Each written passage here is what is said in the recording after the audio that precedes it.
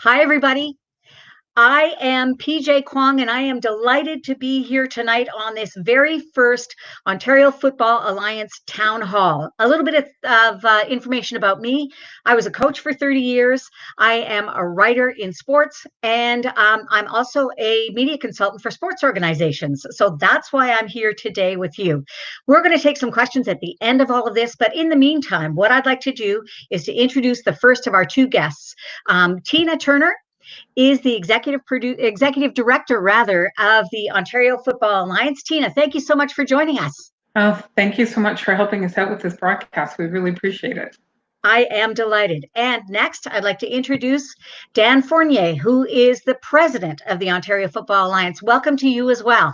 Hi, PJ. Thanks for helping us out. You are welcome. So, everybody who's watching us, we are delighted to have you with us. We're going to do a little bit of talking, a little bit of question and answering, and then we're going to be pleased to take your comments, your questions a little bit later on in our broadcast. So, Tina, I'm going to start off, first of all, with you. Lots of people have been asking questions about the office staff and kind of what's going on with the office. Is everybody still working, or kind of give us an update on that? Yes. Fortunately, we are all working. We're working remotely from our homes right now. Um, Still doing our regular job. And as you know, with uncertain times and really not knowing what's going to happen in the future, we keep laying out plans for the futures for projected start dates for our seasons and for our clubs. We're also doing a lot of risk management work, stuff we never thought we'd need to know about, even things like learning how to do these platforms. I'm not very technically inclined, so we've had a lot of work with that. We're meeting daily as a staff. Just I keep checking in with them, make sure that they're doing all right. It's a stressful time for a lot of people, and everybody handles it a little bit different. And it is different working from your home than working in the community of the office. Like we normally have three or four of us there, where we can sit and chat and discuss things openly. And so we just figured out a way to do it through Zoom and other platforms online. So that's about where we are right now. Working hard from home. Okay, great. So let's talk a little bit about working. Everybody is located in an office somewhere in their working world. What about you guys? I've heard that the office is closed. Any idea on when that might reopen? Yeah, our office, we're lucky enough that we're actually in an indoor facility, a walking facility with an indoor track, indoor field, a sport field with outdoor sports fields as well. But the government closed all indoor facilities. So we got closed on, it was March 14th actually. So we had to pack up. We went in, got our stuff, and we're working remotely from home. At the moment, we thought we would be back around Easter weekend. Right now, it looks like possibly the office will be open up again around the May 13th mark, possibly though not until June 1st. So right now, it's kind of a moving date. You know, it's interesting. Everything is so fluid within this COVID-19 situation. We just don't know from one day to the next. Sometimes there are updates that are happening almost on an hourly basis. So, speaking of updates, tell me about the ministry and any information that you're getting from them. Okay, well, first, I have to say that I personally have been really happy with how both the provincial and federal government have been dealing with this. I mean, there's no blueprint at all for us to follow. Nobody's been through any of this before. And I appreciate the fact that both ministries are meeting with us on a regular basis and both willing to say that they don't know. They're not sure about all the answers, and that they're willing to change and take advice from us. So federally, the federal government has been working really hard to ensure that businesses are still here when this pandemic is over and that we're ready to go the minute that we're able to and that it's safe for everybody. So for help for PSO, um, we are eligible for the wage subsidy of 75%, which initially we were not eligible for that. The government realized that the not-for-profit sector had kind of been left out and we were brought into it. So I'm really appreciative of that. It's really going to help. We're also eligible for rent subsidy. That application hasn't come out yet, but as soon as it's out, we'll be filling in for that. Both of those things will really help out our office and our finances. We're also eligible for a $40,000 loan. It's a interest-free loan for all registered not-for-profit organizations. This initially I thought would be open to any not-for-profit, but we just found out today that you do have to have a paid employee in order to apply for it. So that's kind of what's happening right now federally. Provincially, our minister, Lisa MacLeod, has been doing a bi-weekly tele-town halls, keeping sport, tourism, culture up to speed on any updated information that the province has as we move forward and we move through this. So that's been changing, as you say, sometimes hourly, sometimes after our call in the morning, we get a completely different update that evening on what's going on. So it has been a chore of keeping track of all of that, but the minister has been doing a very good job at ensuring that our sport consultants are aware as well, and they've been getting the word out to us. So right now, the positive messaging from the government is, they do see it an end to thing. They do see that sport is important. They value our contribution, and they want to ensure that we survive through all of this. They understand it's important for the athletes, coaches, and parents to have this as an outlay. There's a lot of really good things it does for kids playing sport. And from that, on that note of helping us, we get a funding from the Ontario Amateur Sport Fund. And normally there's a long process and applications and requirements that we have to meet and whatnot. And this year we've been assured that they're going to basically base everything on 2019 so that we can quickly get through this and the money can be released to us to ensure that we can keep our doors open and to keep people moving. So it's very comforting to know that they put a value in our sport. Sport is certainly of huge value. For people who don't know, the Ontario Football Alliance is the provincial sporting organization for football in Ontario, as it says on the bottom of the screen. There's also a governing body for the national, so it's Football Canada. Have you heard anything from them? We have, and they face kind of the same issues that the government faces that we're facing right now. Nobody really knows for sure when the restrictions will be lifted. And speaking with the other PSOs across the country, we're all giving different messages of when they anticipate contact sport, for one, being allowed to resume across the country. So they're keeping close tabs on what the provinces are saying, what public health is saying, and they've given us a deadline of May 15th, of which they will announce then on what, if any, projects can be done, any of the events that were planned for July. And they're looking at other plans that potentially could some of those be postponed so they can still happen for the 2020 season. So that's kind of where they are. I'm wondering a little bit about sort of all the different branches of the organization, and I understand that Ontario Football is starting to run some coaching training online. Can you tell me a little bit about that? Yes, we actually OFA, our NCCP project coordinator, Adam Ziegler, worked with Aaron Geiser with Football Canada, and we developed a way to do some online courses through NCCP and give the coaches their certification and doing it online. So we're doing it a lot through Zoom. So there are, from Sport Canada, from Football Canada, there are requirements that are necessary for us to coach kids, especially under the age of 14. There's some new requirements put into place, and we want to make sure that we can meet those standards come September. For sure when we get those programs up and going. So this is a great way those coaches can still be engaged. They can still get trained. They don't even have to leave their home, and we can do that. So it's been a really good way, for us to think outside the box and get everybody engaged in that process. Okay, Dan, you're up. I've got some questions for you. I Sure. want to know if you can tell us about any news or any plans for the OFA leagues for this year. Well, starting off right now, like everything else, it's really up to the direction that the provinces and the municipalities are going to give us access to fields and when they're going to allow us to start. We have been in contact with both the Ontario Provincial Football League, in CAFA in Ottawa, and the OFL, our three member leagues.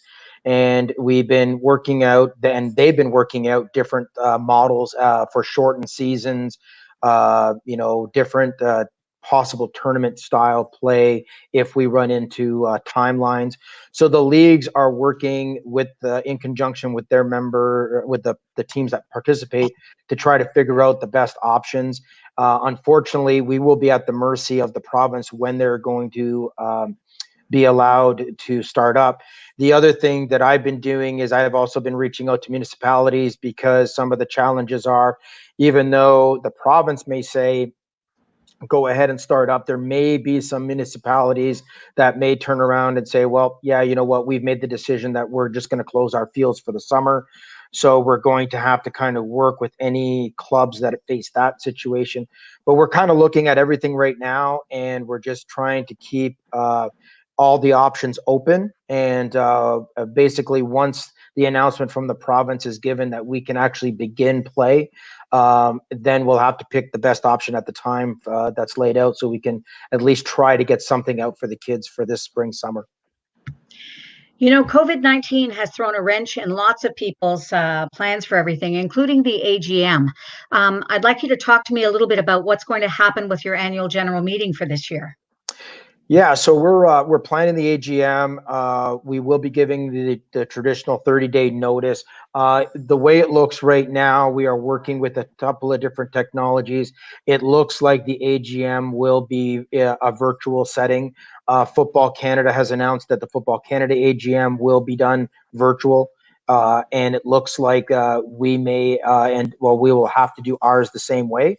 We will be given everybody the proper notice, and we will also make sure that everybody has the correct access to whether it's Zoom or it's on this platform, whichever way we're going to do it. But we will have an AGM. It will happen in accordance with our bylaws. However, like everything else, it'll be a little bit different this year. We'll do it in a virtual setting. You know, I love the fact that, if nothing else, COVID-19 is bringing out lots of ingenuity on how we can get messaging out there and how we can sort of help people to keep to date in football. This is amazing.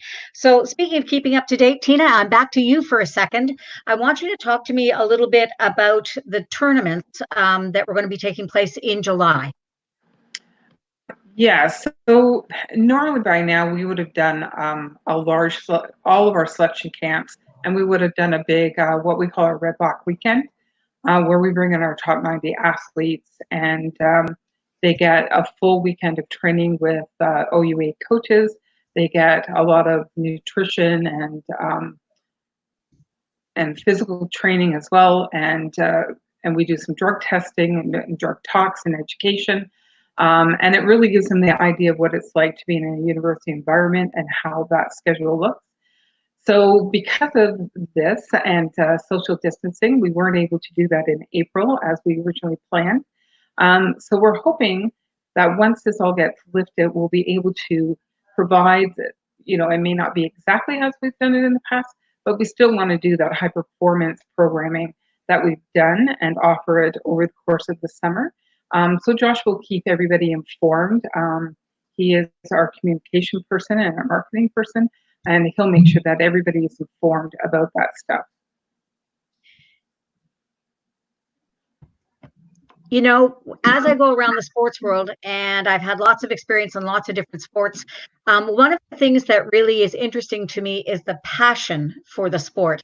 Can each of you speak to me a little bit about your passion for football? And this is also a time for our listeners and our viewers, both on YouTube and on Facebook. If you want to get in with a question or a comment, now's the time. So Tina, you're up first, and then Dan. Okay. What do you love about football? Mm-hmm. See, now I'll get emotional, but I love the community of it. and what it does for the athlete and the relationships and how it builds their character. I've watched a lot of boys go through the programs. I've seen a lot of them really grow into wonderful young men. And a lot of it is down to the amazing coaching that they get and the experience of being part of that team. That's wonderful. Dan, how would you like to talk to me a little bit about the same thing? Well, football, the thing that has drawn me to football the most is the fact that football offers every size athlete an opportunity. Football is probably one of the only sports that it doesn't matter how big, how heavy, how small, how tall, whatever, there is a position for you in football. The other thing that I find that with football that really helps is the complexity of the game. Really helps the players when they're progressing through school. My biggest thing was when my son was going through football and he was into that junior varsity and was getting closer to going to college or university. He had some challenges in studying and all that kind of stuff. And the biggest thing I found about football was the fact that the coaches have these playbooks and they have these drills and they have all these teaching classes that they do with the kids. And he was able to take that kind of stuff and translate that into his actual schoolwork. Because honestly, if you can memorize some of these playbooks that some of these amazing coaches come up with, you can pretty much learn anything you can learn in school. And to me, that's really what I really love about football is a spot for every kid. And with the learning stuff that they do in football, they can easily translate that into their school life and then onwards when they go into work and whatever else they do after they move on. It's fascinating to me, having been involved in sports for as long as I have. I really am brought back home to this idea of community. So I want to know from each of you, maybe Dan, you can take a stab at this. What are we trying to do in terms of helping our clubs through this very difficult time? Well, primarily one of the big things, and this is what Tina's been doing, spending a lot of time on.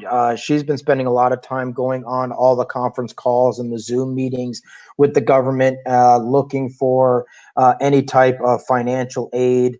That's really kind of what we're looking at right now, trying to see if there's anything that any information we can pass along to the clubs, because we do realize now with some of the spring summer programs being wiped, that's kind of really putting a financial strain on the clubs.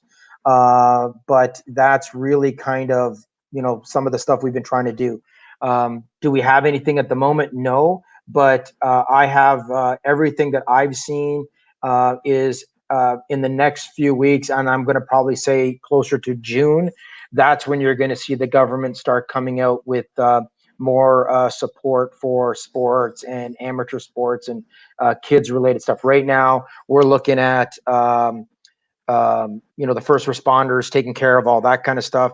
And I think the next phase now is it'll get trickled down and some aid will come to some of our amateur sports. So we're keeping our ear to the grindstone and trying to listen and try to find anything that comes up.